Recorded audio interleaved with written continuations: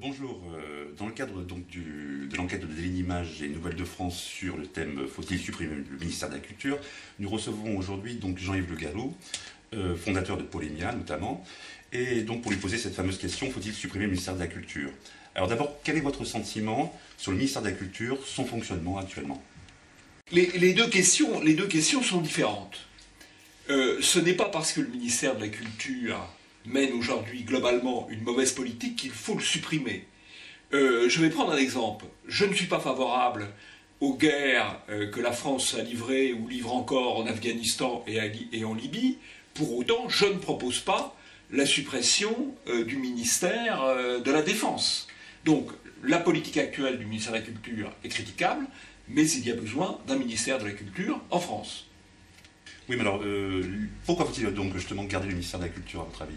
Quelle perspective vous offrez? Eh bien, je pense qu'une société européenne équilibrée et harmonieuse doit distinguer et hiérarchiser trois grandes fonctions. La fonction de souveraineté, la fonction de défense, la fonction de production. La fonction de souveraineté, qu'est-ce qu'il y a dedans? Eh bien, il y a dedans le pouvoir politique, il y a dedans le religieux, il y a le symbolique. Et dans le symbolique, on trouve évidemment le patrimoine et la culture, et l'art aussi. Et d'ailleurs, si vous regardez le patrimoine français, l'art français, il est à 80 ou 90% l'art, en partie de l'Église, en partie de l'État. Chambord, Versailles, c'est pas le secteur privé qui l'ont construit, c'est l'État. Alors on va me dire, on n'a peut-être pas Louis XIV ou François Ier aujourd'hui. C'est regrettable, mais c'est en tout cas cela qu'il faut reconstituer.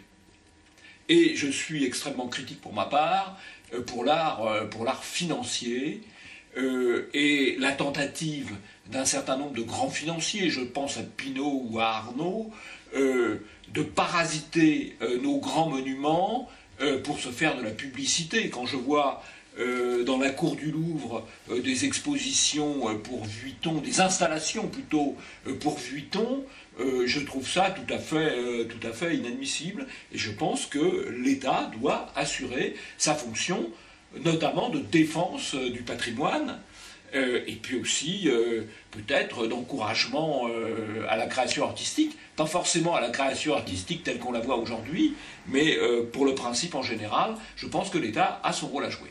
Oui, alors faudrait-il donc donner un autre nom au ministère de la Culture alors?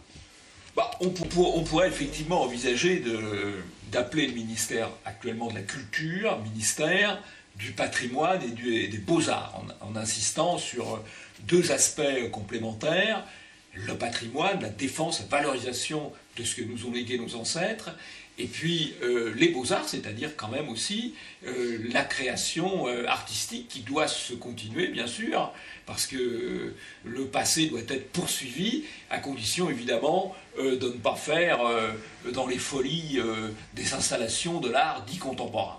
Justement, la droite joue peut-être vraiment un rôle dans le domaine culturel, justement. Est-ce qu'elle est apte vraiment à entreprendre une réelle politique culturelle? Je crois que la droite serait apte à mener une politique culturelle, d'abord dans un double sens. D'abord, il y a un élément de défense du patrimoine. Ça, c'est quelque chose de très important. C'est d'ailleurs une activité, quand vous regardez quelles sont les directions du ministère de la Culture aujourd'hui, vous avez quand même le patrimoine, vous avez les archives, vous avez les architectes des bâtiments de France, qui évitent quand même un certain nombre d'horreurs. Donc ça c'est un élément qu'il faut évidemment maintenir. Alors, il n'y a pas que cela. La droite pourrait mener une vraie politique culturelle si elle était capable de se dégager du conformisme de la gauche, du conformisme du prétendu art contemporain.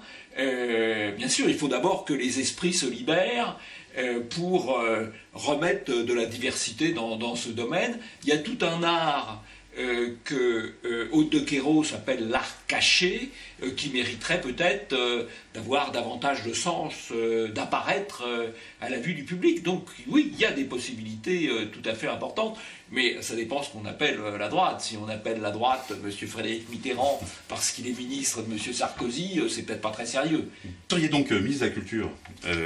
Quels seraient vos premiers engagements, votre ligne, disons, politique Votre hypothèse me paraît assez peu probable, mais enfin je veux bien répondre. Je pense qu'il faut passer d'un art de rupture, où on encourage tout ce qui est en rupture avec notre histoire, notre passé, nos traditions, à un art d'enracinement qui reprend, qui réactualise toutes les sources de nos traditions culturelles, nationales, religieuses, et qui les revivifie. Voilà. Donc passer de la rupture à l'enracinement. Et à partir de là, laisser évidemment toute la liberté s'exprimer.